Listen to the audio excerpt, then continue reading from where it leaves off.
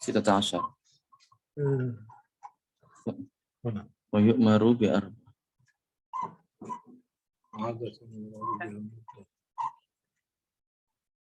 قبلها. أيوة هذا أيوة ده علامة 15 عندي. طيب ماشي. يلا ستعمل مقدمة. لو نبدأ ولنا بعد ذلك يعني تستذكر يعني ما إن شاء الله أحفل المقدمة. بسم الله الرحمن الرحيم. الحمد لله رب العالمين، وصلى الله وسلم على سيدنا محمد طه الأمين وعلى آله وصحبه الطيبين الطاهرين. لله تعالى نذكر بإخلاص النية، فإن النبي صلى الله عليه وسلم قال: إنما الأعمال بالنيات وإنما لكل امرئ ما نوى، فأخلص النية لله تبارك وتعالى. Syarah Arba'in Nawawi sambil carikan hadis ini. Ya, seperti biasa guru kita Syekh Fatih Alamuddin ingin setelah beliau membaca muqaddimah mengingatkan kepada kita sekalian untuk menghadirkan niat mencari ridha Allah Subhanahu wa taala, karena dengan niat yang benar, dengan niat mencari ridha Allah Subhanahu wa taala, amal kebaikan kita akan mendapatkan pahala yang berlimpah dari Allah Subhanahu wa taala. كلامنا هو باستكمال الحديث الذي ورد عن الصحابي الجليل أبي عبد الرحمن عبد الله بن مسعود رضي الله عنه، أنه قال في كيفية خلق ابن آدم في بطن أمه، أنه قال: حدثنا رسول الله صلى الله عليه وسلم وهو الصادق المصدوق إن أحدكم يجمع خلقه في بطن أمه 40 يوما نطفة.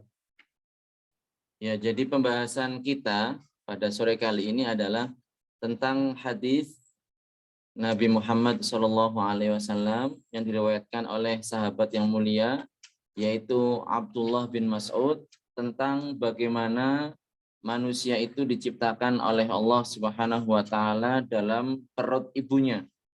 Dan dalam hadis itu disebutkan bahwasanya manusia itu ya diciptakan atau berada di rahim ibunya selama 40 hari dalam bentuk nutfah atau mani.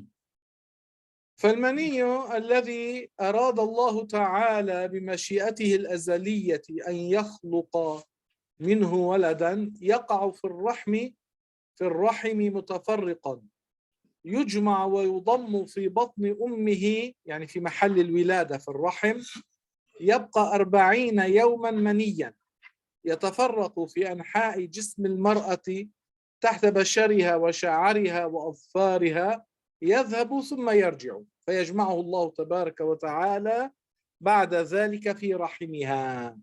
Ya, jadi mani inilah yang dengannya atau darinya Allah menciptakan manusia, ya. Dengan kehendak Allah Subhanahu wa taala terjadi manusia dari mani ini. Pada awalnya sebelum terkumpul di rahim seorang perempuan, ini kondisinya adalah berpencar, terpisah-pisah. Kemudian setelahnya baru dikumpulkan oleh Allah Subhanahu wa taala di perut perempuan tersebut. Ya, di rahimnya. Nah, di awal ini terpencar. Ada yang di rambut, ada yang di kuku dan seterusnya. Jadi terpencar di badan perempuan, kemudian dikumpulkan oleh Allah Subhanahu wa taala di rahim perempuan tersebut. ثم يكون علقة مثل ذلك أي يصير دما في الرحم بعد أن كان منيا 40 يوما قطعة دم طرية. Ya. Jadi kemudian setelah itu, setelah 40 hari berupa mani, kemudian mani ini berubah menjadi darah. Jadi setelah berupa mani selama 40 hari, kemudian berubah menjadi segumpal darah yang segar. Dan ini juga sama, menjadi darah selama 40 hari. ثم يكون مضغة أي قطعة لحم بقدر اللقمة بقدر ما يمضغ في الفم يكون لحما أيضا مثل ذلك 40 يوما.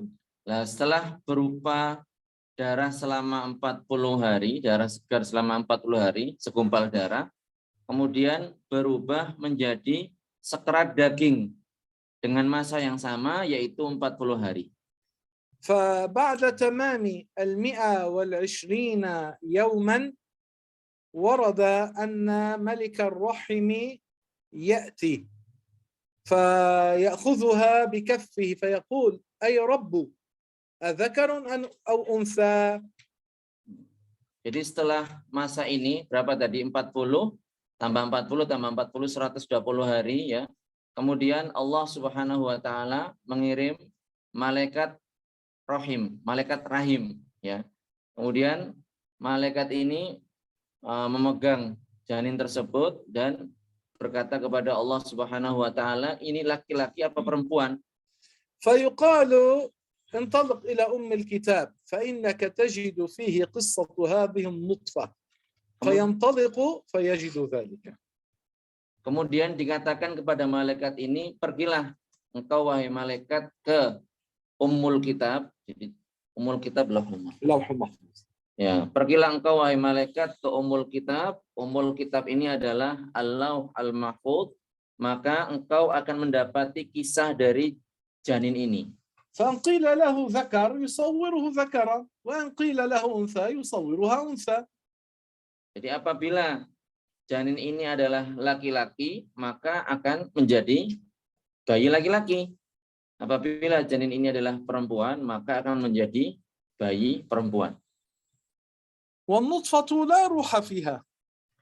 Kemudian penting untuk kita ketahui bahwa mani itu tidak ada rohnya.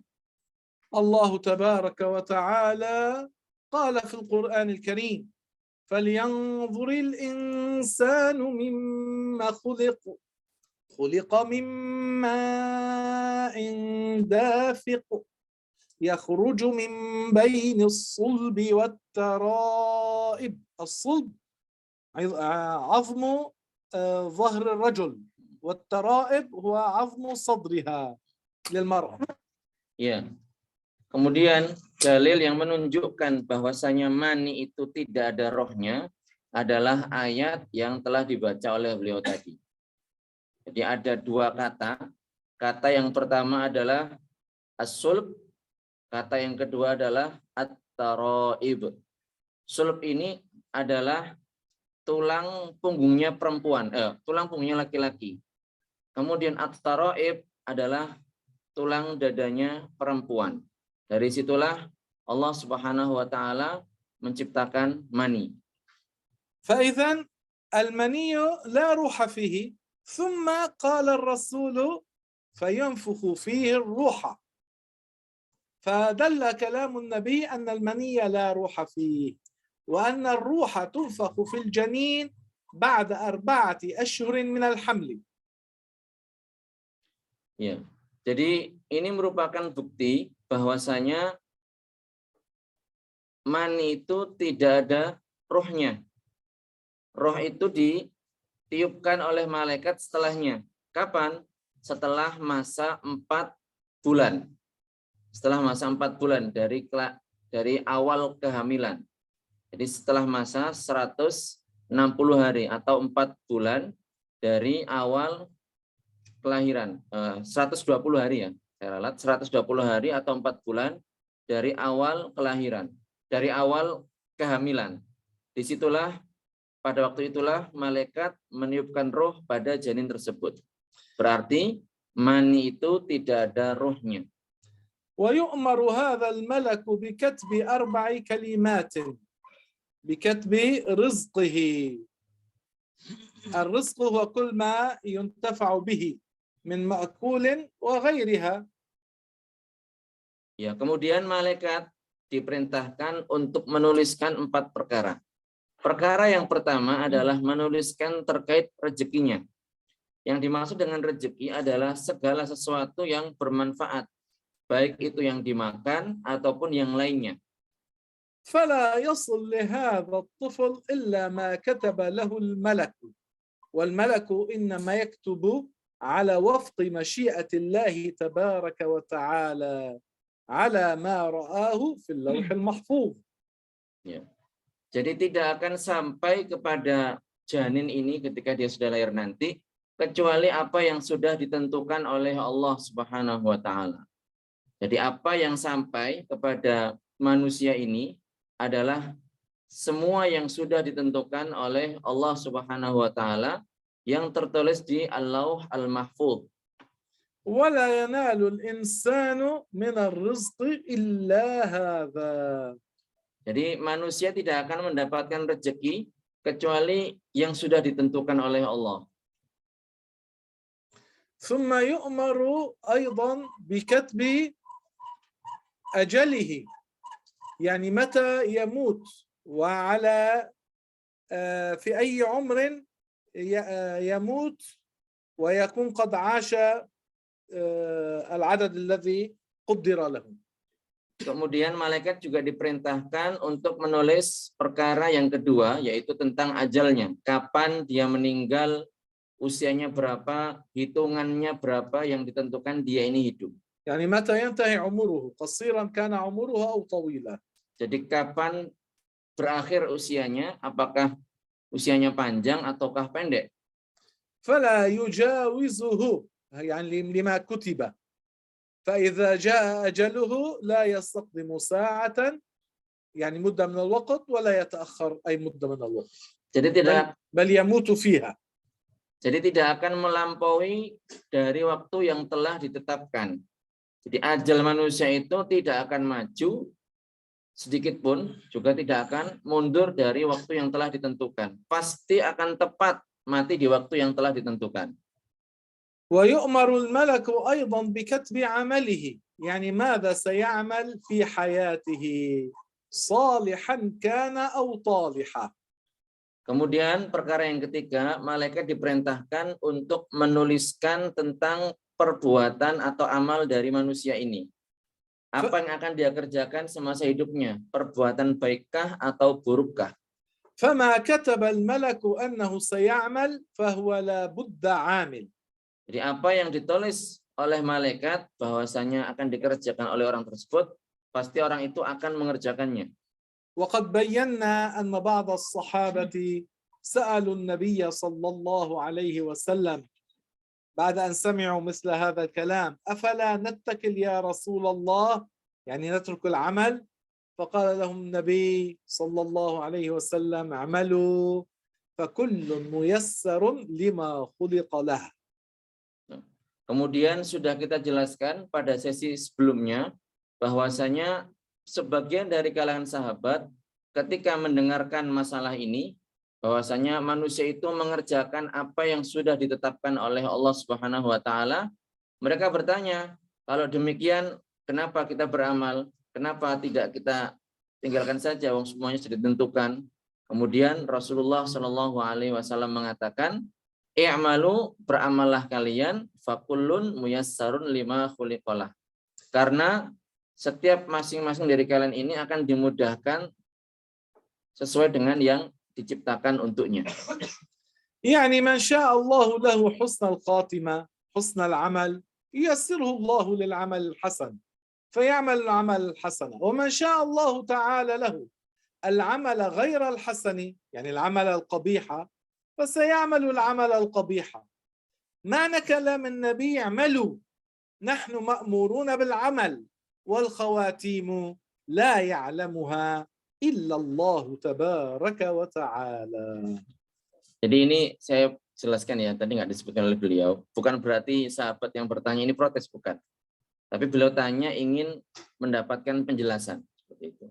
Jadi maksudnya adalah apa yang dikehendaki oleh Allah Subhanahu wa Ta'ala terjadi, pasti akan terjadi. Orang yang dikehendaki mati dalam keadaan baik, maka dia akan mengerjakan perbuatan baik, akan dimudahkan untuk melakukan itu. Sebaliknya, orang yang dikehendaki oleh Allah mengerjakan perbuatan buruk, maka dia akan mudah mengerjakan perbuatan buruk. Rasulullah mengatakan, "I'malu", beramallah kalian.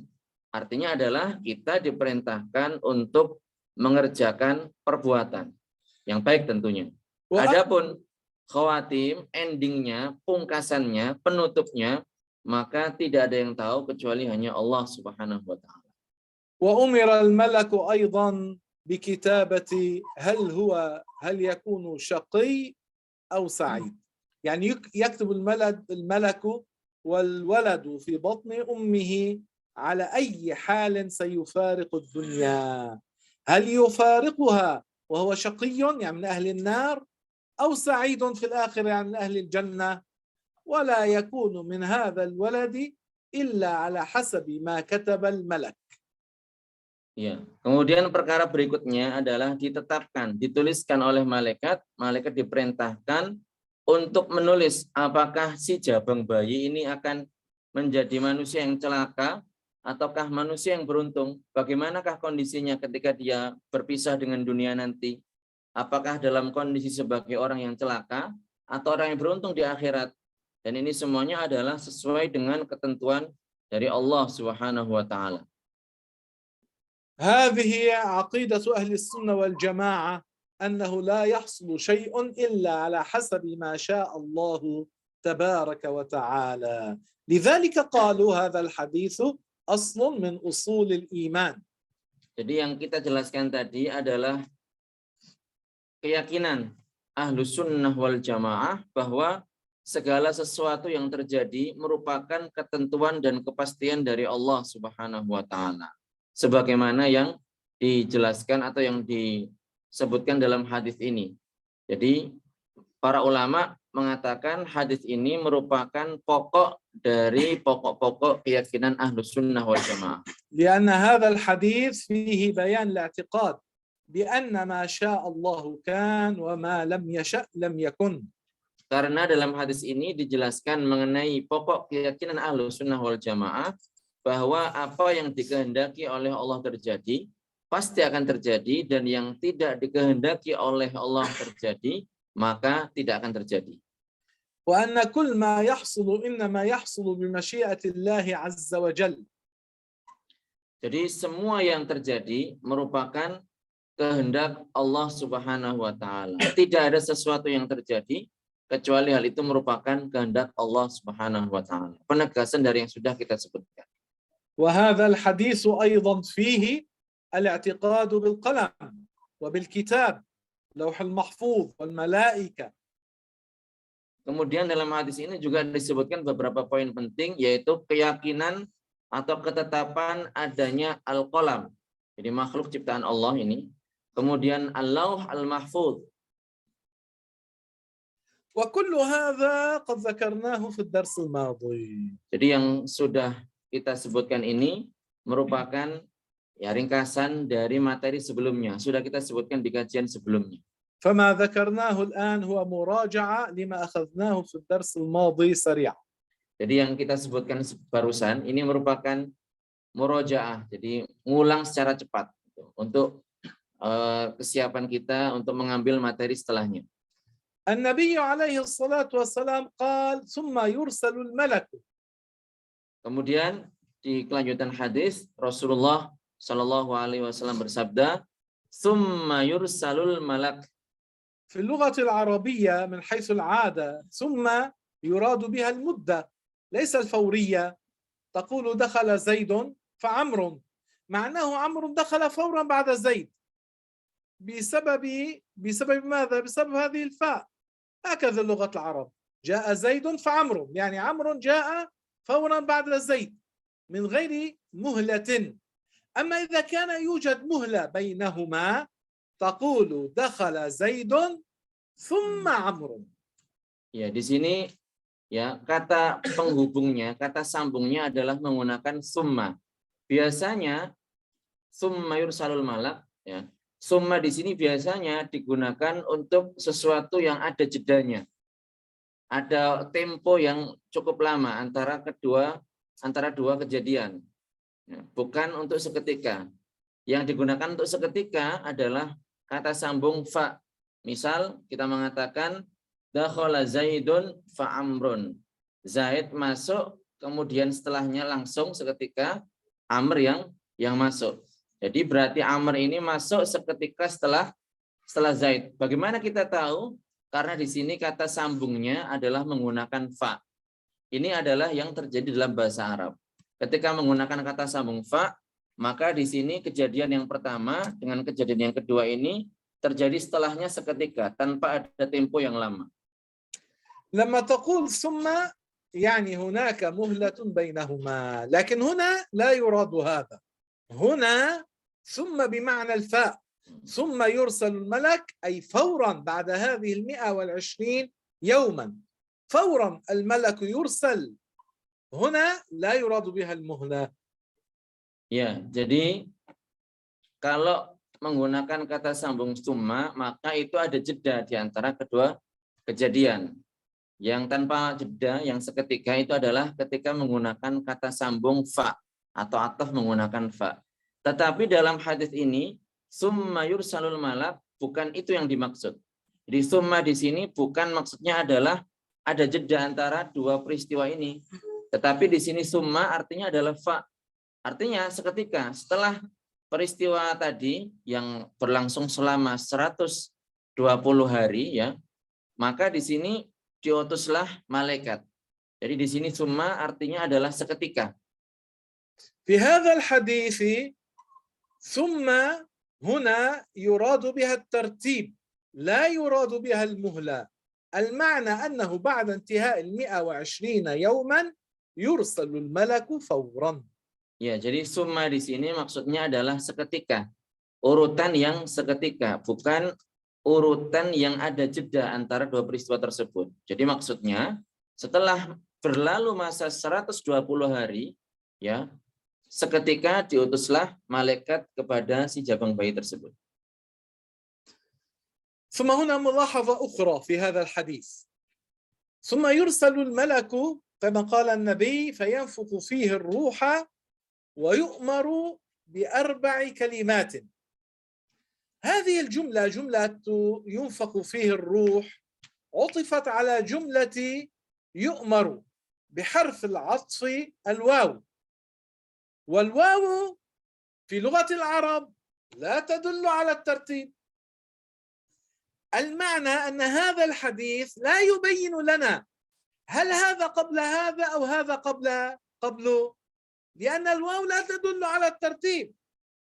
أنت إذا قلت جاء زيد وعمرو، يحتمل أن يكون زيد أتى بالأول، ويحتمل عمرو أتى بالأول، ويمكن أنهما أتيا مع بعض. لكن هنا في الحديث ويؤمر، يحتمل أن يكون النفخ أولا، ويحتمل أن تكون الكتابة أولا. الحديث لم يبين لنا. Ya. Kemudian di sini ada hal penting juga terkait redaksi hadis. Jadi di hadis disebutkan fayanfukhu fihi ruh wa yu'maru bi 4 kalimat. Jadi ada 2 fi'il, yanfukhu kemudian yu'mar. Dan kata sambungnya adalah menggunakan wawu. Kata sambungnya adalah menggunakan wawu. Perlu kita ketahui bersama bahwasanya wawu ini tidak menunjukkan urutan. Jadi kata sambung wawu ini tidak menunjukkan urutan. Artinya hadis ini tidak menjelaskan kepada kita mana yang lebih dulu. Ditiup dulu apa diperintah dulu. Tidak menjelaskan itu. Jadi kita kalau mengatakan dalam bahasa Arab atau dalam bahasa Arab itu ketika dikatakan Ja'a Zaidun wa Amrun, maka ini ada beberapa kemungkinan. Ada kalanya Zaid yang datang dulu, ada kalanya Amr yang datang dulu, ada kalanya dua-duanya datang berbarengan. Nah, ada kemungkinan yang saya sebutkan tadi. Nah, di hadis ini karena kata sambungnya menggunakan wawu, maka di sini belum dijelaskan mana yang lebih dulu. Apakah ditiupkan roh terlebih dahulu, apakah catatannya terlebih dahulu.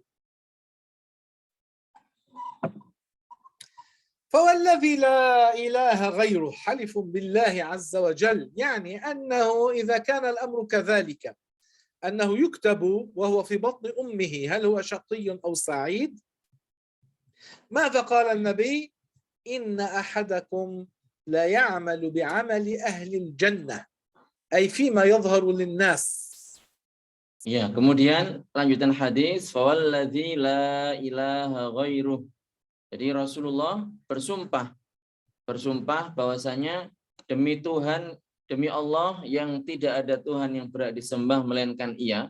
Jadi kalau memang demikian, ada kalanya bayi itu lahir dan sudah ditentukan dia menjadi orang yang beruntung ataukah orang yang celaka, kemudian beliau bersumpah dengan nama Allah Subhanahu wa taala. Setelah bersumpah beliau menyebutkan ungkapan yang akan dijelaskan. إذا قول النبي إن أحدكم لا يعمل بعمل أهل الجنة أي فيما يظهر للناس، وإلا من عمل بعمل أهل الجنة واستمر على ذلك وثبت عليه هذا يحبه الله. Ya. Jadi di sini lanjutan hadis bahwa salah seorang di antara kalian ya mengerjakan amalan-amalan calon penduduk surga. Maksudnya apa? Ini yang kelihatannya seperti itu. Tapi di sini dijelaskan bahwasanya orang yang memang mengerjakan amalan-amalan penduduk surga dan dia konsisten, dia istiqomah, dia senantiasa mengerjakan hal itu, ya, maka berarti orang ini adalah orang yang dicintai oleh Allah Subhanahu wa taala. والذي يحبه الله يصير محبوبا عند الله لا ينقلب عدوا. Dan orang yang dicintai oleh Allah Subhanahu wa taala, ya, berarti dia tidak akan berubah menjadi orang yang dibenci oleh Allah, menjadi musuh Allah. لا يصير بعد ذلك عدوا لله لأنه صار وليا من أولياء الله. Jadi orang yang dicintai oleh Allah berarti orang ini menjadi wali Allah, menjadi waliullah. Lah orang yang sudah mencapai pangkat wilayah, maka dia tidak akan berubah menjadi musuh Allah. فإذا الحديث هنا إن أحدكم لا يعمل بعمل أهل الجنة أي فيما يظهر للناس بأنه على الحال الحسن، هو يعمل بعمل أهل الجنة لكن يكون في عمله علة، وقد تكون هذه العلة خفية تمنع أن يكون عمله مقبولا عند الله تعالى، كأن يكون يرائي فلم يخلص النية لله تبارك وتعالى. Ya, jadi maksudnya di sini adalah bagaimana orang yang mengerjakan amalan penduduk surga, tetapi ada yang salah di situ. Ada yang kurang tepat di situ. Misal, jadi ada yang salah di situ, yang sekiranya menjadikan amalnya itu tidak diterima oleh Allah Subhanahu wa taala. Seperti riya, seperti mengerjakan amal ibadah tidak ikhlas murni mengharapkan ridha Allah Subhanahu wa taala. أو لعله مع هذه الأعمال عمل شيئا من المكروهات التي تذهب الثواب وتمنع قبول عمله بحسب الظاهر. Atau ya dia ini mengerjakan amalan yang baik tetapi disertai dengan mengerjakan sesuatu yang dimakruhkan sehingga dia kehilangan pahala dari amal baik tersebut sehingga tidak diterima oleh Allah Subhanahu wa taala. الرسول قال حتى ما يكون بينه وبينها إلا ذراع. هذا مثال يستخدمه العرب للقرب.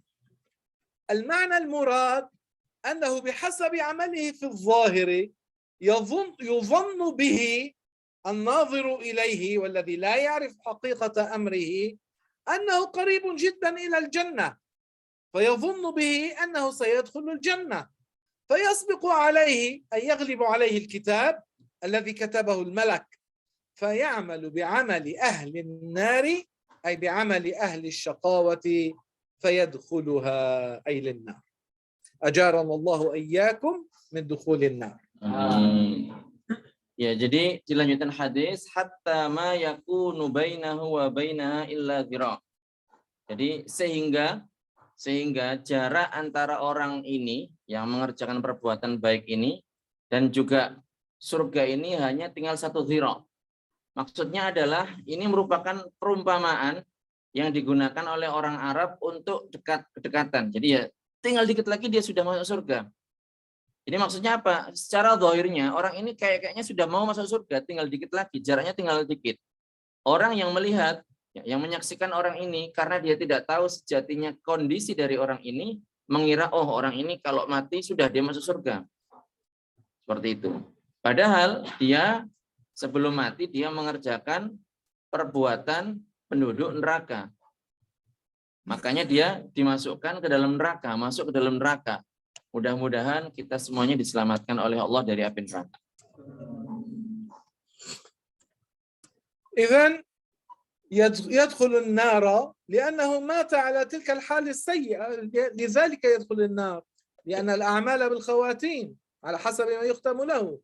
Jadi dia ini adalah masuk neraka karena dia mati dalam kondisi yang su'ul khotimah, dalam kondisi yang tidak baik. Karena apa? Yang menjadi ukuran, yang menjadi tolak ukur seseorang itu masuk surga atau masuk neraka adalah pungkasan hidupnya. رأى أحد الصالحين عند الكعبة رجلا متعلقا بأستار الكعبة يدعو الله ويقول اللهم أمتني على الإسلام، لا يدعو إلا بهذا. فقال له هذا الرجل الصالح لو دعوت أيضا بغير ذلك. فقال له الرجل أنت لا تعرف قصتي. Ya, ini ada kisah ini, biar nggak tegang-tegang ya. Jadi ada salah seorang soleh. Jadi salah seorang soleh ini suatu ketika berada di depan Ka'bah, dekat dengan Ka'bah.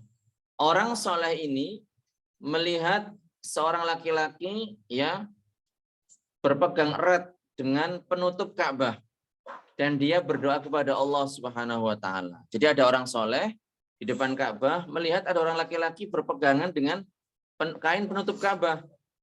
Dan orang laki-laki yang berpegangan dengan kain penutup Ka'bah ini berdoa kepada Allah Subhanahu wa taala, Allahumma amitni 'alal Islam. Ya Allah, matikanlah saya dalam kondisi Islam. Dan dia tidak berdoa kecuali dengan doa ini. Kemudian orang soleh ini mengatakan kepada laki-laki tersebut, coba Anda ini doa yang lain gitu, biar variatif. Kemudian laki-laki ini mengatakan kepada orang soleh tersebut, Anda tidak tahu bagaimana kisah saya.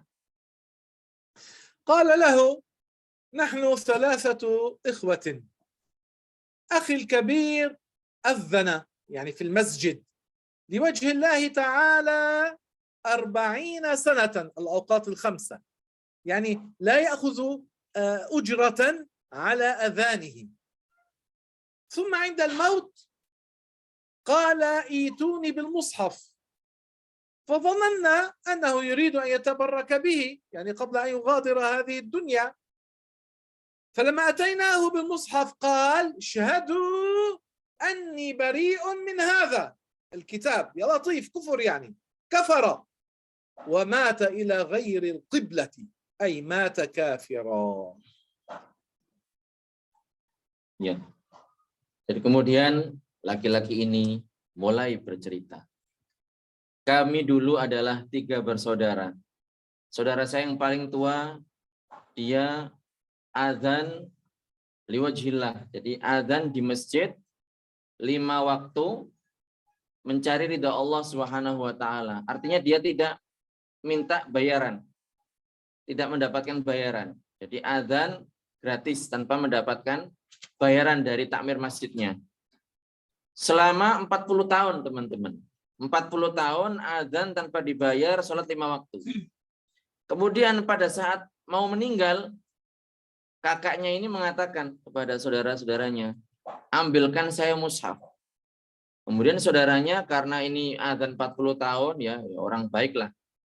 Zahirnya kan orang baik. Kemudian diambilkan mushaf. Dikira mau tabarruk, mau ngambil berkah dari mushaf tersebut. Ternyata apa? Di luar dugaan, laki-laki ini, si kakak ini kemudian mengatakan, saksikanlah bahwasanya saya terbebas dari kitab ini. Saya nggak ada sangkut pautnya dengan kitab ini. Artinya apa? Dia kufur. Dia kufur kepada Allah Subhanahu wa taala dan mati dalam kondisi seperti itu, mati kufur, mati kafir. ثم قال أخي الثاني أذن بعده 17 عاما لله تعالى حسبة، يعني لا يأخذ مالا أجرة على أذانه. ثم عند الموت فعل كما فعل الأول أخوه الأكبر. Kemudian saudara yang kedua ya melanjutkan azan selama 17 tahun, teman-teman. Hisbah artinya adalah dia tidak minta bayaran. Azan selama 17 tahun ya, tidak minta bayaran. Kemudian pada saat mau meninggal melakukan hal yang sama dilakukan oleh kakak tertua mereka. Artinya apa? Mati dalam kondisi kafir. قال فأنا أخاف على نفسي أن يختم لي بمثل ما ختم لهما لذلك أدعو اللهم أمتني على الإسلام. فقال هذا الرجل الصالح هل كان لأخويك ذنب يداومان عليه؟ قال نعم، كانا يتتبعان عورات المسلمين، يعني كانا يبحثان عن سقطاتهما عن زلاتهما، ماذا كان يفعل المسلمون من معاصٍ. Kemudian laki-laki ini mengatakan, oleh karenanya saya takut nanti saya akan seperti mereka berdua, mati dalam kondisi su'ul khotimah, seperti kedua saudara saya. Kemudian orang soleh ini berkata kepada laki-laki tersebut sebelumnya, sehingga karena saya takut mati dalam su'ul khotimah, saya berdoa Allahumma amitni alal Islam. Kemudian orang soleh ini berkata kepada laki-laki tersebut, apakah dua saudaramu ini pernah melakukan dosa yang mereka kerjakan secara konsisten? Kemudian laki-laki ini menjawab, iya. Keduanya ini semasa hidupnya suka cari-cari aibnya umat Islam, aibnya orang-orang Islam. Orang ini aibnya apa? Dicari-cari. يعني كانا يبحثان هذا ماذا عنده من العيوب التي هي غير معروفة، يبحثان عنها. هذا ماذا عنده من العيوب وهذا ماذا عنده من العيب، فكانا يبحثان عن عيوب الناس. Jadi dua saudaranya ini suka cari aibnya orang lain dari kalangan umat Islam. Ini apa sih aibnya? Apa sih celahnya yang enggak diketahui? Suka cari-cari kesalahan dan aib orang lain yang tidak diketahui oleh masyarakat. فالذي يكثر من المعاصي التي هي دون الكفر وإن كان لا يخرج لمجرد ذلك من دين الإسلام إلا أن لها شؤما. Jadi orang yang banyak melakukan maksiat, walaupun maksiatnya ini bukan kekufuran, masih di bawah kufuran, ya. Jadi walaupun maksiat tersebut tidak menjadikannya keluar dari agama Islam, maka kita harus tahu bahwasanya perbuatan maksiat ini punya syu'um. يعني Aqibah sayyi'ah. يعني يحصل بسببها أنه يقع في مصيبة. Ya kayak karma gitulah mungkin. Jadi syu'um ini suatu pekerjaan, perbuatan jelek yang menimbulkan atau menyebabkan sesuatu lain yang buruk. Itu namanya syu'um. فمن شؤمها أنه إن تعود على الوقوع في المعاصي في حال الرخاء يقع في المعصية، في حال الشدة يقع في المعصية، في حال الاعتياد يقع في المعصية. فقد يأتيه عند الموت الشيطان فيقول له، هو تعود على أن يسمع كلام الشيطان فيقع في المعاصي. فقد يأتيه الشيطان وهو ما زال في حال التكليف فيقول له كفر ترتاح، كفر أريحك، لأنه تعود على سماع وتنفيذ ووساوس الشيطان. في جميع أوقاته، في الرخاء وفي الشدة وفي وقت الضحك ووقت اللعب ووقت الحاء ووقت الضيق، في جميع أوقاته.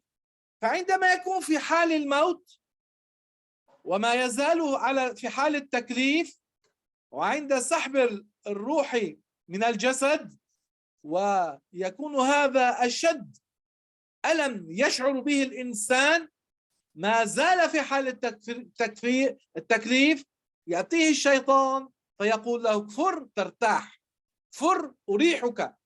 فإن استمع إليه هذه المرة فكفر ثم مات لأن الملائكة سحبت روحه من جسده، رأى عاين ملك الموت، عاين ملائكة العذاب، قبض ملك الموت روحه، مات كافرا، فعاد عليه شؤم المعصية، فختم له بخاتمة سوء. أسأل الله العظيم أن يعافينا من مثل ذلك.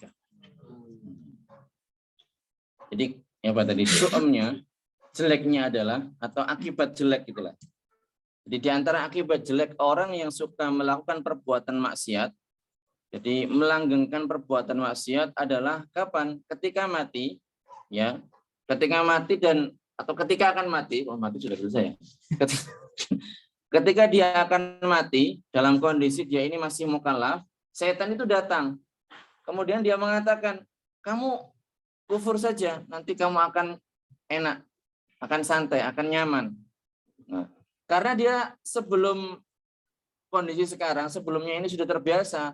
Jadi di waktu senggang, di waktu susah, di waktu senang, dia selalu melakukan perbuatan maksiat, dia terbiasa mendengarkan setan dan mengerjakan apa yang diperintahkan oleh setan. Nah, di saat di akhir hidupnya, setan juga datang, kemudian mengatakan hal seperti itu, dan dia mengerjakan. Kemudian ya di waktu yang bersamaan datang malaikat maut, ya datang malaikat azab, nyawanya sudah dicabut. Artinya apa? Dia mati dalam kondisi kafir, mati dalam kondisi kafir. Nah, ini adalah akibat jelek dari orang-orang, akibat jelek dari perbuatan maksiat yang senantiasa dilanggengkan. Orang mati dalam kondisi ditutup, ya dijadikan set ending. Jadi kan endingnya adalah su'ul khotimah. وفي تتمة الحديث وإن أحدكم ليعمل بعمل أهل النار حتى ما يكون بينه وبينها إلا ذراع، أي بعضكم يعمل بعمل أهل النار الذي ينظر إليه يقول هذا إلى النار. Ya, jadi berikutnya adalah Rasulullah Shallallahu Alaihi Wasallam bersabda, seorang di antara kalian mengerjakan perbuatan penduduk neraka. Nah, kemudian beliau mengatakan sampai sudah jaraknya ini sangat dekat sekali dengan neraka. Tidak ada jarak kecuali hanya sedirok saja. Ini maksudnya adalah secara zahirnya seperti itu. Kelihatannya seperti itu. Tapi kenyataannya kan ya tergantung kan. عمر بن الخطاب رضي الله تعالى عنه الذي كان ينظر إلى حاله قبل أن يسلم يقول هذا من حضر بجهنم. لما؟ Kenapa? لأن عمر بن الخطاب قبل أن يسلم أراد أن يقتل الرسول لقاء مال، لكنه أسلم ثم حسن إسلامه حتى صار أفضل هذه الأمة بعد النبي صلى الله عليه وسلم وبعد سيدنا أبي بكر الصديق رضي الله عنه. Sebagai contoh adalah Sayyidina Umar bin Khattab radhiyallahu anhu. Pada saat beliau ini masih dalam kondisi kafir, ya orang mengatakan ini calon penduduk neraka ini. Dia akan menjadi bahan bakarnya neraka. Tetapi kemudian Sayyidina Umar bin Khattab ini masuk Islam. Kenapa dikatakan pada saat kafir Umar bin Khattab ini adalah calon penduduk neraka? Karena beliau pada saat itu ingin membunuh Rasulullah Shallallahu Alaihi Wasallam untuk mendapatkan harta yang banyak. Tapi ternyata Sayyidina Umar bin Khattab ini masuk Islam, dan Islamnya adalah Islam yang sangat baik. Bahkan beliau ini menjadi orang nomor 2. Jadi setelah Sayyidina Abu Bakar As-Siddiq.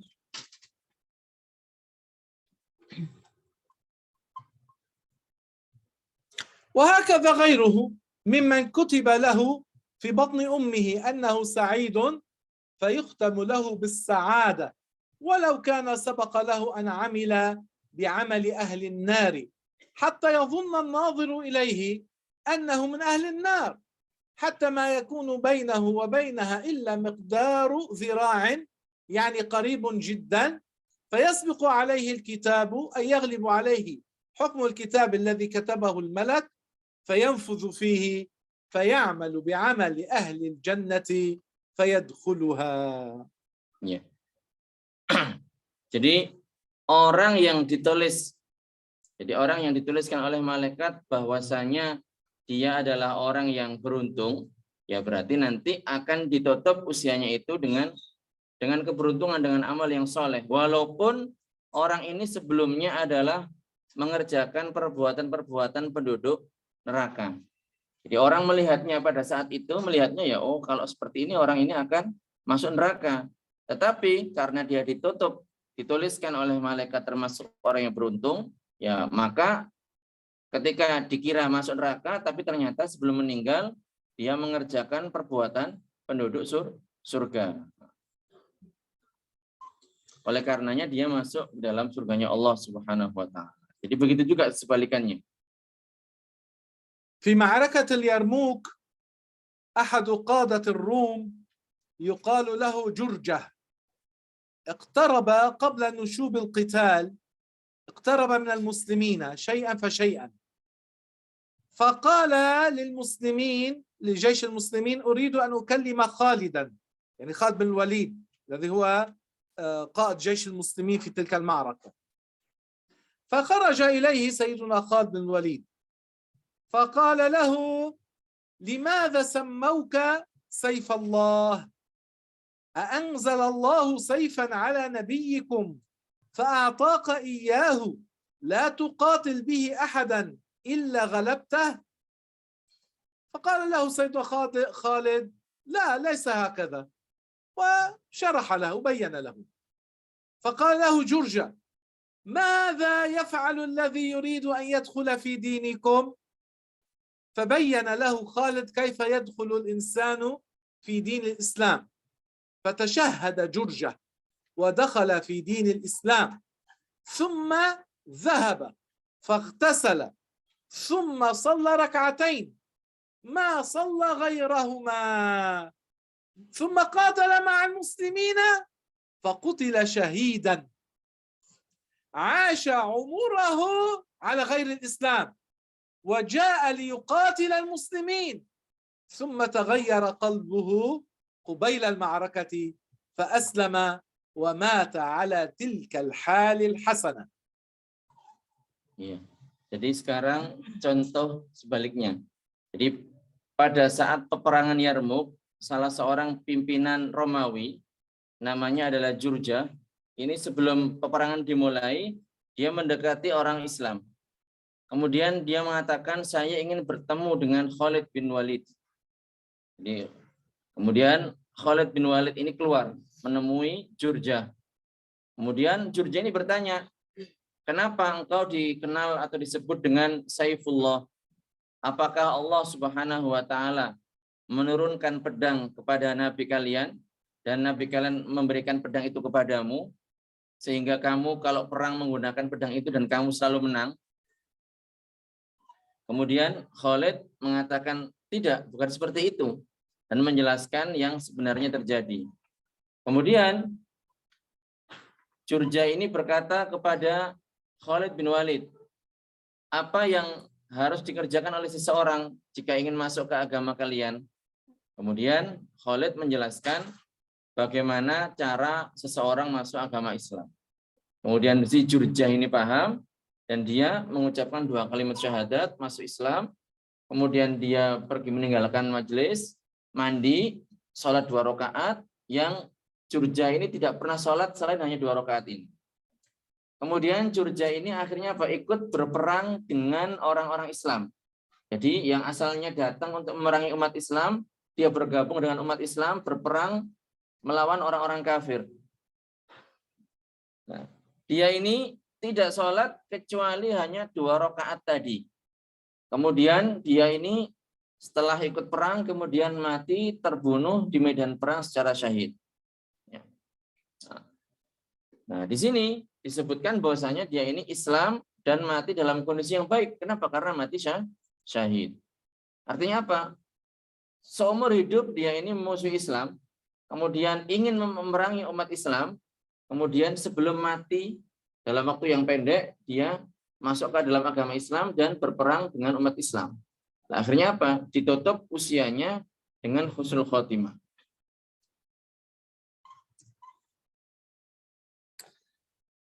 وذاك الرجل الذي ورد عنه في الحديث عندما كان المسلمون يقاتلون الكفار جاء مع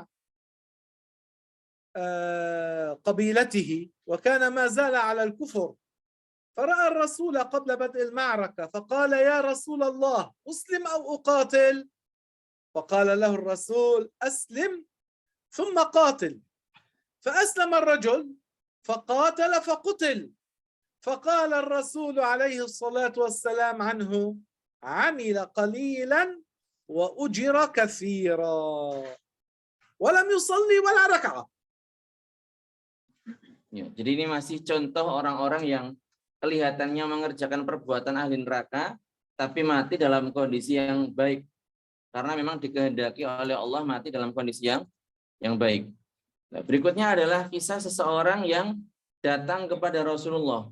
Dia mengatakan, wahai Rasulullah, saya masuk Islam ataukah saya ikut perang? Kemudian Rasul mengatakan, masuk Islam, kemudian kami ikut perang. Nurut orang ini, masuk Islam, kemudian dia berperang. Kemudian dia mati terbunuh. Kemudian Rasul mengatakan, bersabda, amalnya sedikit tapi pahalanya banyak. وذاك الغلام اليهودي وكان قد خدم الرسول صلى الله عليه وسلم، فلما عرف النبي أنه مريض ذهب لزيارته ودعاه إلى الإسلام.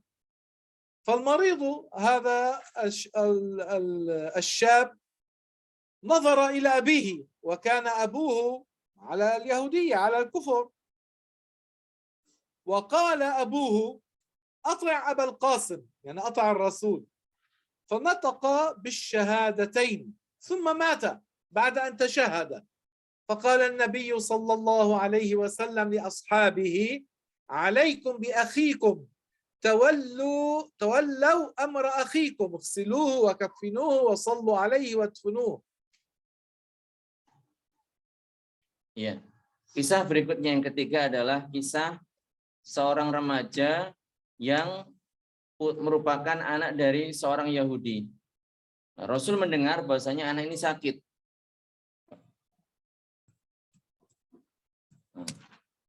Jadi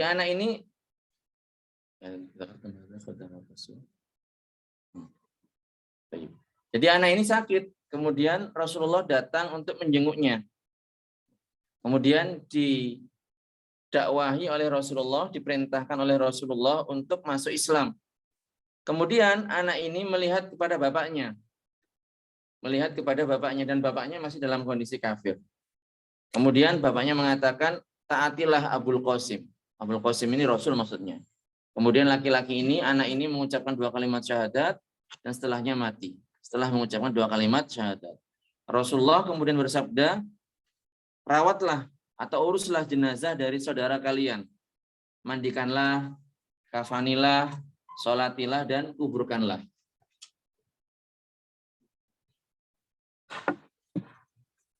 الإنسان لا يحصل منه إلا ما شاء الله تبارك وتعالى أن يحصل منه.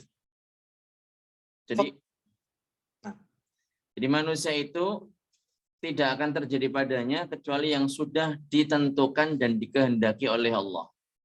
فقد يعيش عمره على حال حسنة فيما يظهر للناس ثم يختم له بخاتمة سوء. أجارنا الله إياكم من حال هؤلاء. Jadi terkadang seseorang itu ya seumur hidup dia mengerjakan perbuatan baik, kelihatannya seperti itu. Tetapi ternyata ya dia dipungkas, ditutup dengan penutup yang jelek, su'ul khotimah. أجارني الله وإياكم من حال أهل النار. Amin. وقد يعيش عمره على حال سيئة ثم قبل الموت بقليل أو كثير حاله يتغير ويصير على حال حسنة ويموت على تلك الحال الحسنة. Ada kalanya orang hidup seumur hidup ya, pada usia dia tertentu, pada umur tertentu, dia mengerjakan perbuatan-perbuatan yang buruk. Namun sebelum dia meninggal, dalam waktu yang pendek atau bahkan mungkin waktu yang panjang, kondisinya berubah. Kondisinya berubah menjadi orang yang melakukan perbuatan baik. Dan dia mati dalam kondisi baik tersebut. فالأمر إنما يحصل كما شاء الله تبارك وتعالى. Berarti semuanya ini kembali kepada kehendak Allah Subhanahu wa taala. وهذا الحديث فيه بيان أن الأمور إنما تحصل على وفق مشيئة الله عز وجل. الله يفعل في ملكه ما يريد ويحكم في خلقه بما يشاء لا يسأل عما يفعل وهم يسألون. Ya, jadi semuanya ini adalah sesuai dengan kehendak Allah Subhanahu wa taala. Allah melakukan apapun yang Ia kehendaki dan menghukumi apapun yang Ia kehendaki. Allah tidak ditanya, tetapi kitalah yang nanti akan dimintai pertanggungjawaban.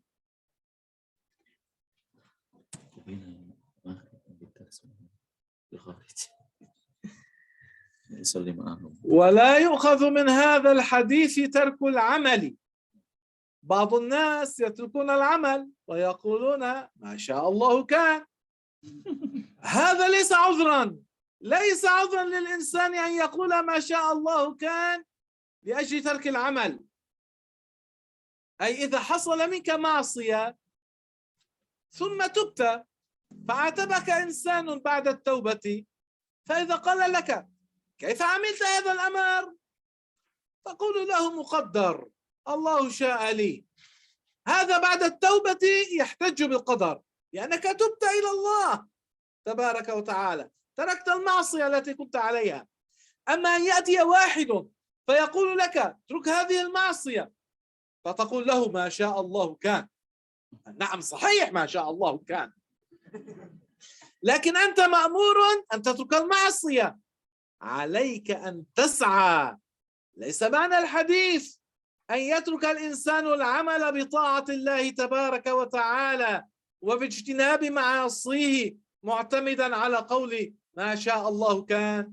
ليس هذا مراد النبي صلى الله عليه وسلم. Nah. Jadi tidak boleh dipahami dari hadis ini bahwasanya berarti kita ini malas-malesan kemudian tidak ada upaya dan usaha untuk beramal soleh. Bukan seperti itu. Karena sebagian orang itu mereka tidak beramal soleh. Kemudian mereka mengatakan semuanya kan sudah kehendak Allah. Ini bukan uzur. Jadi manusia ini tidak punya alasan kemudian dia mengatakan ini adalah kehendak Allah. Jadi dia tidak bekerja, tidak beramal, tidak mengerjakan perbuatan taat, kemudian berdalih dengan qadar. Tidak bisa seperti itu.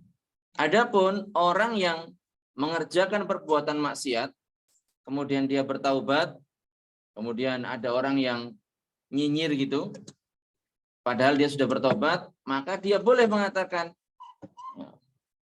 ini adalah sudah kehendak Allah Subhanahu wa taala, sudah takdir Allah Subhanahu wa taala. Setelah bertaubat, orang boleh berdalih dengan qadar, bahwasanya semuanya adalah kehendak Allah Subhanahu wa taala. Adapun orang yang mengerjakan perbuatan maksiat dan dia belum bertaubat dan senantiasa mengerjakan perbuatan maksiat, maka di sini dia tidak boleh berdalih dengan kehendak Allah Subhanahu wa taala. Ya memang itu adalah kehendak Allah Subhanahu wa taala. Namun kita atau Anda ini diperintahkan untuk meninggalkan perbuatan maksiat. Anda harus berusaha. Jadi hadis ini bukan bermakna agar seseorang itu tidak beramal sama sekali dengan dalih qadarnya Allah Subhanahu wa taala. Jadi bukan itu yang dimaksudkan oleh Rasulullah Shallallahu alaihi wasallam. إنما هذا الحديث يبين ما على الإنسان أن يعتقده ويجب على الإنسان أن يعمل على حسب ما أمره الله تبارك وتعالى. Jadi maksud hadis ini adalah supaya orang itu ya mengerjakan sesuai dengan perintah Allah Subhanahu wa taala, beramal soleh sebagaimana itu merupakan perintah Allah Subhanahu wa taala. Karena demikian itulah merupakan tanda keberuntungan. علامة السعادة العمل الصالح وعلامة سوء الخاتمة العمل السيء. Jadi tanda keberuntungan adalah orang beramal soleh dan tanda keburukan adalah orang beramal buruk. فعلى الإنسان أن يكون ضمينا أي متمسكا بدينه لا يكون هينا بأمر الدين فيقع في عصيان الله تبارك وتعالى بسرعة وسهولة. Jadi orang itu harus militan, berpegang teguh dengan agama Allah Subhanahu wa taala, bukannya malah teledor dengan urusan agama kemudian jatuh kepada perbuatan maksiat. ينبغي أن يكون الإنسان ضمينا بدينه لا يترك دينه مهما حصل. Jadi harus militan, harus konsisten dalam urusan agama, tidak meninggalkan agama apapun yang terjadi. ولا يعصي الله تبارك وتعالى مهما اشتد عليه الأمر. Jadi tidak bermaksiat kepada Allah Subhanahu wa taala ya dalam kondisi separah apapun. عليه أن يصبر Dia harus bersabar لأنه بهذا تكون النجاة. karena dengan demikian dia akan selamat. النجاة بطاعة الله، النجاة ليست بالمعصية. Selamat itu dengan taat kepada Allah, bukan dengan bermaksiat kepadanya. فإذا نقص المال بين يديك وأنت قادر على أن تسرق وقادر على أن تصبر، إذا سرقت تكون وقعت في معصية الله وتستحق العقاب من الله، وأما إذا صبرت فلك الثواب عند الله تبارك وتعالى. Ya. Orang misalnya uangnya habis atau uangnya berkurang, dia mampu untuk mencuri, tapi dia juga mampu untuk bersabar. Maksudnya di sini adalah diberi kemampuan oleh Allah Subhanahu wa taala untuk bersabar, punya potensi untuk bersabar. Kalau seandainya dia mencuri, maka berarti dia telah terjatuh kepada perbuatan maksiat, berhak mendapatkan siksa dari Allah Subhanahu wa taala. Kalau dia bersabar, dia akan mendapatkan pahala dari Allah. إذن لا ينبغي أن تقع في معصية الله عز وجل، بل ينبغي أن تصبر لتنال الثواب طمعا فيما عند الله. Jadi harus bersabar ya supaya mendapatkan pahala dari Allah Subhanahu wa taala. ثم المعصية لها شؤم كما بينا. Kemudian maksiat ini punya efek buruk yang telah kita sebutkan tadi. النبي صلى الله عليه وسلم ذكر قصة رجل متعبد أراد الشيطان أن يضله، فدخل أي الشيطان في بنت تلبسها وتكلم على لسانها وقال أنا لا أشفى إلا إذا أخذتموني إلى فلان، يعني إلى ذلك العابد. أهلها يريدون أن تشفى هذه البنت، فلما سمعوا هذا أخذوها إليه، قالوا له لو تركناها عندك لعل الله يعافيها، فتركوها عنده هو في صومعته وهي في الخارج. نعم. Ya, jadi ada kisah ini, kisah tentang efek buruk dari perbuatan maksiat. Jadi jangan coba-coba. Di sini dikatakan bahwasanya suatu ketika ada seorang laki-laki yang ahli ibadah. Setan ini ingin menggelincirkannya. Kemudian setan ini merasuki tubuh perempuan. Kemudian berkata melalui lisan perempuan tersebut. Jadi saya ini sakit, saya nggak bisa sembuh kecuali jika kalian, ngomong sama keluarganya ini, membawa saya ke fulan yang ahli ibadah itu. Dan keluarganya ingin perempuan ini sembuh. Sehingga apa? Membawa perempuan itu ke laki-laki yang ahli ibadah ini. Kemudian keluarganya mengatakan kepada ahli ibadah tersebut, kami tinggalkan putri kami ya di samping Anda, di depan rumah Anda. Mungkin saja dengan cara ini Allah memberikan kesembuhan kepadanya. Kemudian perempuan ditinggal di rumahnya di luar rumah. Awalnya nggak mau menerima di tempat ibadah dari laki-laki yang ahli ibadah tersebut. Jadi laki-laki ahli ibadah di dalam tempat ibadah, perempuan itu di luar rumah, di luar bangunan. Tapi ya gitu, berlalu waktu hari demi hari, setan ini menggoda laki-laki itu. Coba kalau seandainya kamu lihat bagaimana kondisi perempuan itu. Akhirnya apa? Laki-laki itu melihat berdua-duaan dengan perempuan tersebut. Karena sering berdua-duaan, akhirnya apa? Digoda lagi untuk berzina dengan perempuan tersebut. Kemudian ya perempuan ini menjadi hamil. Artinya apa? Laki-laki ini yang ahli ibadah ini digiring dari perbuatan suatu maksiat ke maksiat berikutnya yang lebih parah. Nah. الشيطان أتاه على هيئة الناصح فقال له أن هذه البنت لوحدها في الخارج فكلمها كي يعني تصر قلبها فصار يكلمها. Ya, jadi ini diulang lagi sama beliau. Setan datang dengan bentuk orang yang memberikan nasihat. Coba kamu keluar, ini kamu ajak ngomong biar dia senang. وبقي على ذلك فترة من الزمن. Ya, seperti itu sampai beberapa waktu. ثم قال له يعني أنت في داخل صومعتك وهي في الخارج بعيدة خذها لتقترب لكي تسمعك بوضوح فاقتربت منه لكي تسمعه. Kemudian laki-laki yang jelmaan dari setan ini mengatakan ini jauh, ini suruh dia mendekat biar dengar suara kamu dengan jelas.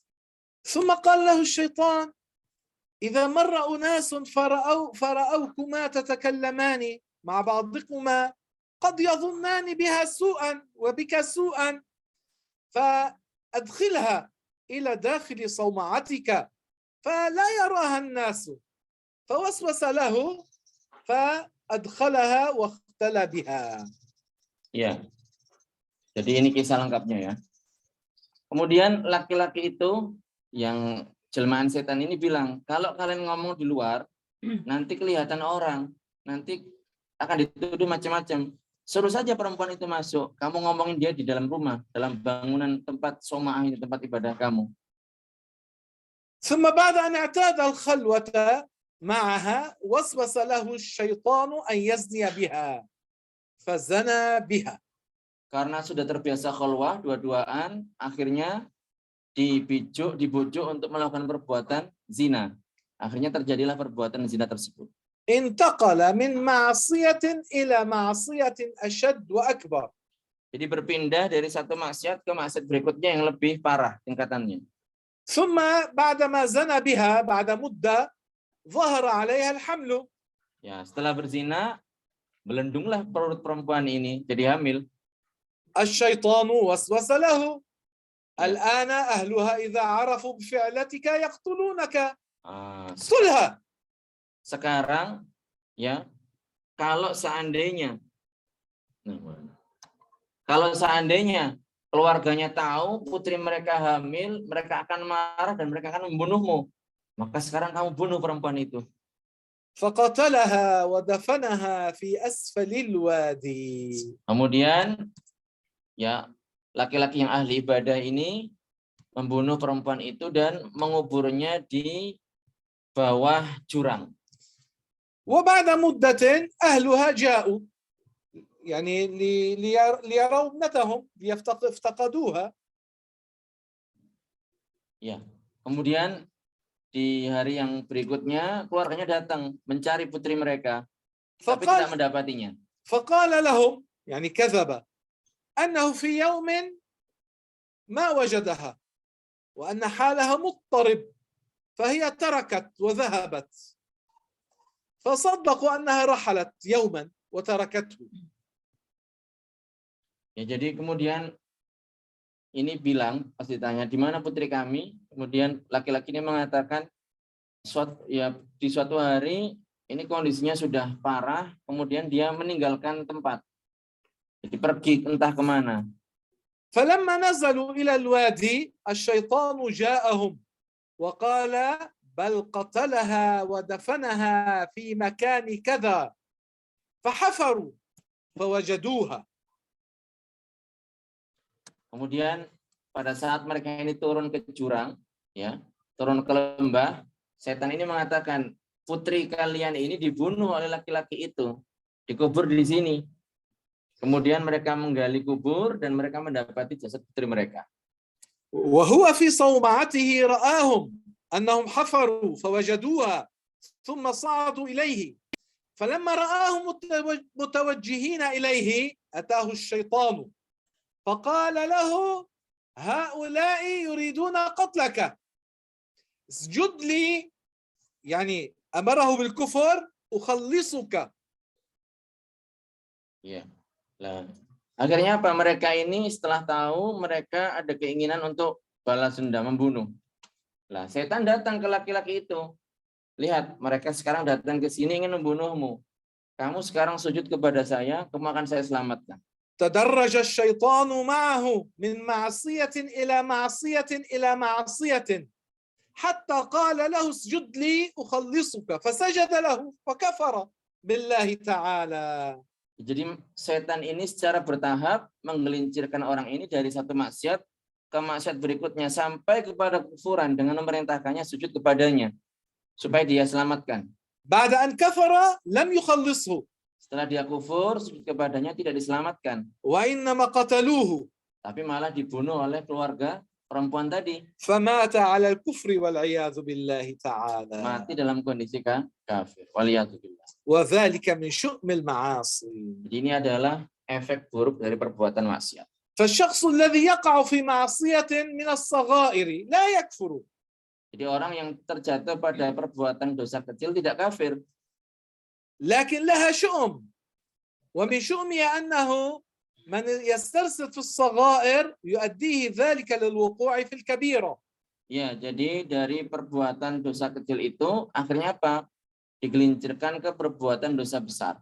وإذا استرسل في الكبائر قد يقع في الكفر. Kalau sudah terbiasa dengan perbuatan dosa besar, maka bisa terjatuh kepada perbuatan kufur. فالمعاصي كما قال الفقهاء بريد الكفر والعياذ بالله Jadi تعالى. perbuatan maksiat itu seperti yang dikatakan oleh para ulama adalah baridul kufri, mengantarkan kepada kekufuran. فلا ينبغي أن يستسهل الإنسان الوقوع في المعصية. Jadi janganlah kita memudahkan dalam perbuatan dosa. بل ليقل في قلبه الرزق مكتوب. Tapi orang itu hendaknya mengatakan dalam hatinya, rezeki itu sudah ditentukan. والأجل مكتوب. Ajal juga telah ditentukan. والعمل مكتوب. Amal sudah ditentukan. والخاتمة مكتوبة. Ya, pungkasan atau akhir hidup seseorang juga sudah ditentukan. وأنا في الرحم. Dan saya masih dalam kandungan. كل هذا كتب. Ini semuanya sudah ditulis. إذا لأسعى في مرضاة الله تبارك وتعالى جهدي. Oleh karenanya saya harus berusaha sekuat tenaga untuk mendapatkan ridha Allah. وبعد ذلك لا يحصل إلا ما كتب لي. Nah, jadi tidak akan terjadi kecuali yang sudah dikehendaki oleh Allah. الإمام أحمد بن حنبل Imam Ahmad bin Hanbal. أخذوه وضربوه بشدة. Jadi ditangkap, kemudian dipukuli dengan pukulan yang keras. جلدوه بوحشية رضي الله عنه. Beliau ini disiksa dengan siksaan yang pedih. لما كان في الحبس Pada saat beliau di penjara, كان حبس معه إنسان أخذ لأجل إيذاء الناس وقطع الطريق والسرقة. ya. Kemudian di waktu yang sama ada orang juga yang ditangkap karena dia telah melakukan penganiayaan. قال للإمام أحمد أنا جلدت في طاعة الشيطان كذا 100 جلدة وصبرت فأنت أولى أن تصبر في طاعة الرحمن. Kemudian orang ini mengatakan saya dijilid, dicambuk ya karena saya ini taat kepada setan 100 kali dan saya sabar, maka Anda yang dicambuk karena taat kepada Allah itu lebih berhak untuk sabar. قال الإمام أحمد فوقعت موعظته في قلبي. Imam Ahmad mengatakan nasihat ini jatuh di lubuk hati saya. نفعه الله بهذه الكلمات من واحد مبتلا بالمعاصي. Ya. Jadi orang ini Imam Ahmad ini mendapatkan manfaat dari kalimat ini. نحن هكذا ينبغي علينا أن نكون. Jadi beginilah kita seharusnya. نوقن في قلوبنا Jadi kita harus أنه لا يحصل إلا ما شاء الله. Yakin bahwa semuanya ini terjadi karena kehendak Allah Subhanahu wa taala. فعلينا أن نلتزم بما أمرنا الله تعالى به. Jadi kita harus konsisten dengan apa yang diperintahkan oleh Allah Subhanahu wa taala. ثم بعد هذا لا نقلق بشأنه لأنه لا يكون إلا ما شاء الله. Iya, jadi kita tidak boleh ragu dengan kehendak Allah Subhanahu wa taala. Semua yang terjadi merupakan kehendak Allah Subhanahu wa taala. طالما نحن أرضينا الله تبارك وتعالى فلا نبالي بغير ذلك. Yang penting adalah kita mendapatkan ridha Allah. Apapun setelah yang terjadi maka kita tidak peduli. مرة رسول الله صلى الله عليه وسلم خرج على الناس يعني من أصحابه وفي يده كتابان. Suatu ketika Rasulullah ini keluar ya dan beliau ini membawa 2 kitab. فسئل عن ذلك. Kemudian beliau ditanya. قال هذا كتاب فيه أسماء أهل الجنة كلهم. Kemudian beliau mengatakan kitab ini tertulis nama-nama penduduk surga. وهذا كتاب كتب فيه أسماء أهل النار كلهم. Kemudian kitab satunya ini adalah nama-nama penduduk neraka. ولا يغير شيء من ذلك. Dan tidak akan berubah. فقالوا يا رسول الله فلم العمل. Kalau demikian mereka mengatakan, kenapa kita harus beramal? قال اعملوا فكل ميسر لما خلق له. Kemudian beliau mengatakan, beramallah kalian karena semuanya itu akan dimudahkan sesuai dengan apa yang diciptakan oleh Allah. أسأل الله عز وجل Amin. أن يوفقني ويوفقكم Amin. لما يحبه ويرضاه Amin. وأن يحسن لنا الختام. Amin. نسأل الله عز وجل أن يحفظنا وأن يعافينا وأن يسددنا وأن يباعد بيننا وبين المعاصي وأن يجعلنا من الذين يستمعون القول فيتبعون أحسنه ومن الذين يقبلون على طاعة الله عز وجل ويبتعدون عن معصيته ومن الذين يأمرون بالمعروف وينهون عن المنكر ولا يخافون في الله لومة لائم. أسأل الله تعالى أن يغفر لشيخنا وأن يرحمه رحمة واسعة وأن ينفعنا بعلم الدين وأن يجعلنا من الذين لا خوف عليهم ولا هم يحزنون. والحمد لله رب العالمين وصلى الله على سيدنا محمد وعلى آله وصحبه وسلم والله سبحانه وتعالى أعلم وأحكم والسلام عليكم ورحمة الله تعالى وبركاته. ما سألناهم إن كان يوجد أحد السؤال. Ya. Insyaallah, alhamdulillah. Ini saya mohon pamit karena saya ada kajian harus keluar ini. Mohon pengertiannya, jadi pertanyaannya tunda dulu, bisa dikirim ke admin seperti itu. Itu Bu aja ya.